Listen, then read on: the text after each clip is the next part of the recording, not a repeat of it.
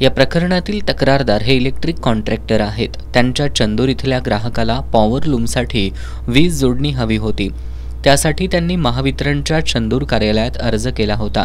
यासाठी पाठपुरावा करताना या कार्यालयाकडील लाईनमन रज्जाक हुसेन तांबोळी आणि महावितरणचा आउटसोर्सिंग कामगार आकाश किटे यांनी जोडणी देण्यासाठी तक्रारदारांकडे 7,000 रुपयांची लाच मागितली।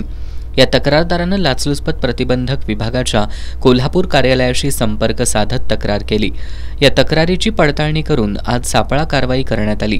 त्यामध्ये रज्जाक हुसेन तांबोळी याला 5,000 रुपयांची लाच घेताना रंगेहात पकडण्यात आलं। दरम्यान आउटसोर्सिंग कर्मचारी आकाश किटे यानं तांबोळी याच्यासाठी लाच मागितल्याचं निष्पन्न झाल्यामुळे तांबोळीसह किटेवरही शिवाजीनगर पोलीस ठाण्यात गुन्हा दाखल करण्यात आलाय। DYSP वैष्णवी पाटील यांच्या मार्गदर्शनाखाली पोलीस निरीक्षक Asma Mulla, police head constable Ajay Chavan, Sunil Ghosalkar, police naik Sudhir Patil, constable Krishna Patil, चालक हेड कॉन्स्टेबल कुराडे यांनी या कारवाईत सहभाग घेतला।